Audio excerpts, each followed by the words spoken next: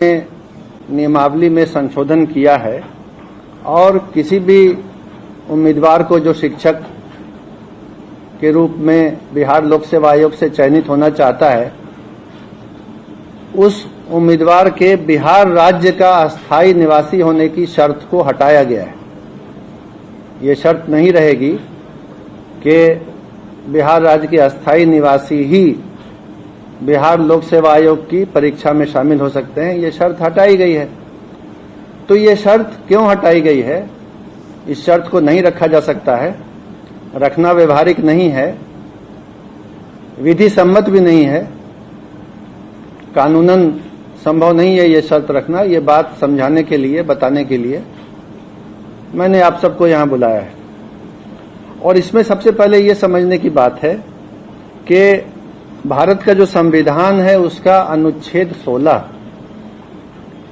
Article 16 बिल्कुल स्पष्ट है। आर्टिकल 16 का सब आर्टिकल 2, सब क्लॉज 2, वो ये कहता है, मैं पढ़ के सुना देता हूं। राज्य के अधीन किसी नियोजन या पद के संबंध में केवल धर्म, मूल वंश, जाति, लिंग, उद्भाव, जन्म स्थान, निवास, ध्यान देंगे, जन्म स्थान, निवास या इनमें से किसी के आधार पर न तो कोई नागरिक अपात्र होगा और न उससे विभेद किया जाएगा। तो भारत के संविधान का अनुच्छेद 16 ये कहता है कि जन्म स्थान और निवास के आधार पर आप किसी उम्मीदवार को अपात्र नहीं कर सकते हैं।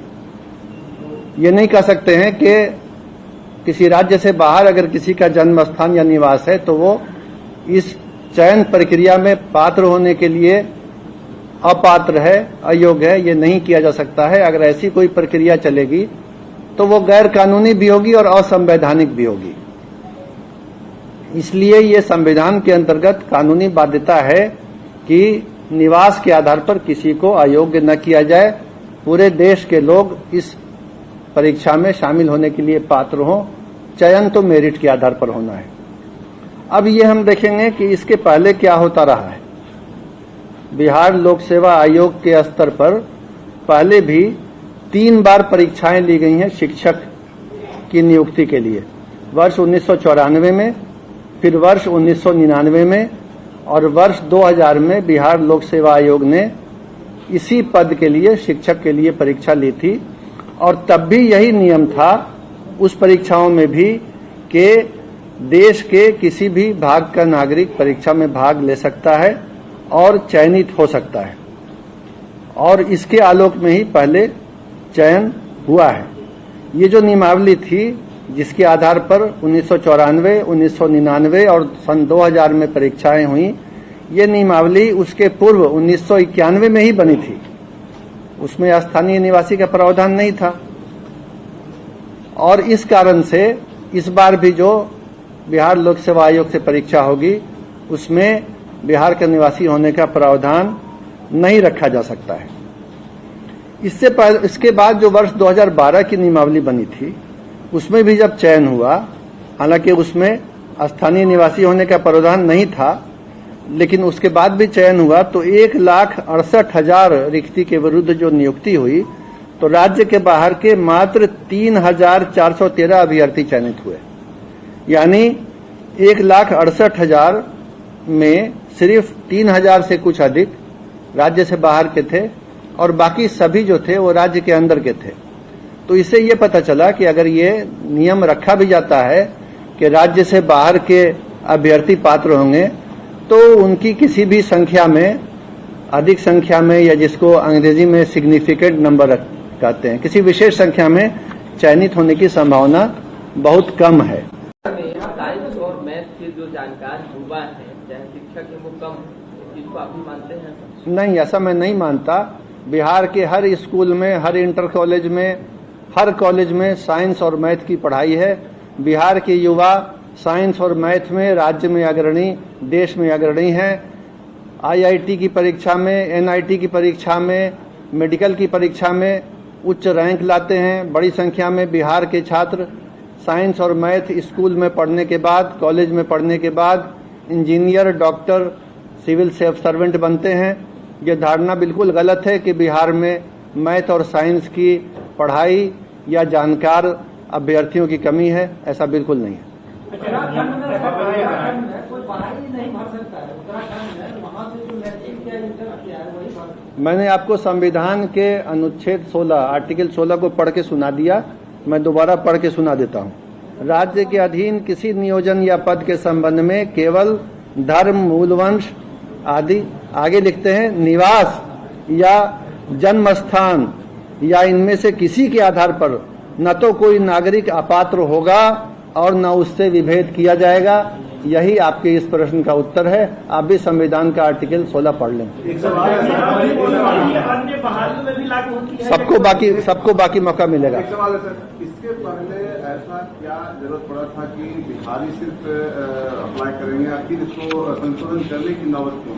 मेरे ख्याल से उस समय ये बिंदु ध्यान में नहीं रहा होगा कि इसमें कुछ कानूनी बाध्यताएं हैं, कर ली है। अन्य राज्यों में, पड़ोसी राज्य सहित, उत्तर प्रदेश सहित किसी भी राज्य में अभी तक ऐसे किसी नियम की जानकारी नहीं मिली है जिसमें उसी राज्य के व्यक्ति पात्र हों, दूसरे राज्य के पात्र नहीं हों। ऐसी बात नहीं है।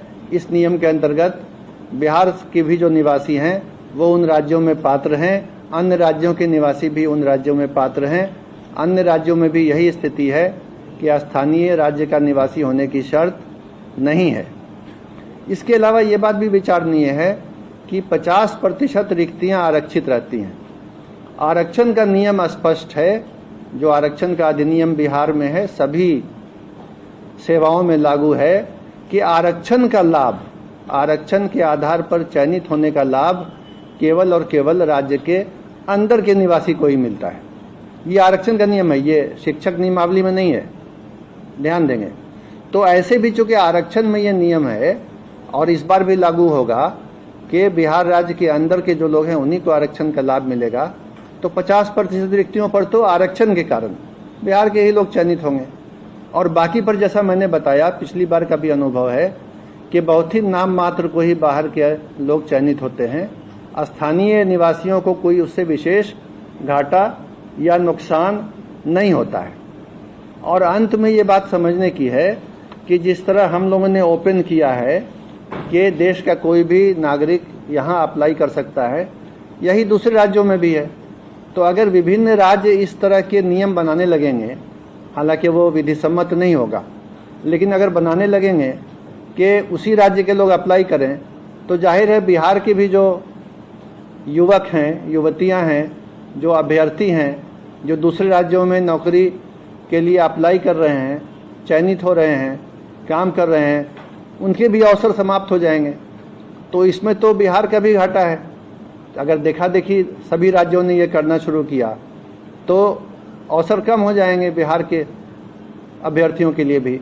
तो कुल मिला के ये किसी के हित में भी नहीं होगा। और ये सरकार ने सभी विधिक पहलुओं की जांच करके, कानूनी पहलू को समझ के, बहुत सोच विचार करके ये नियम बनाया है कि बिहार राज्य सहित पूरे देश के लोग अप्लाई कर सकते हैं। हालांकि संभावना यही है कि अधिकांश या लगभग सभी बिहार राज्य के ही अभ्यर्थी होंगे और चयनित भी वही होंगे।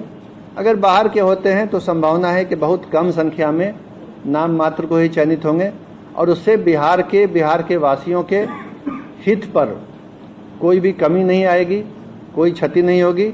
और ऐसे तो आप समझ ही सकते हैं कि बिहार लोक सेवा आयोग के माध्यम से मेरिट के आधार पर अच्छे शिक्षकों का चयन होगा, जिससे राज्य की शिक्षा व्यवस्था पहले से भी और बेहतर हो जाएगी। और इसी परिणाम की ओर राज्य सरकार अग्रसर है और बिहार लोक सेवा आयोग के माध्यम से यह चयन होने जा रहा है। तो इन्हीं बिंदुओं पर स्थिति स्पष्ट करने के लिए मैंने आप सबको बुलाया है और उम्मीद करता हूं कि मैं अपनी बात को आपके सामने स्पष्ट रूप से रखने के लिए सफल रहा हूं। धन्यवाद।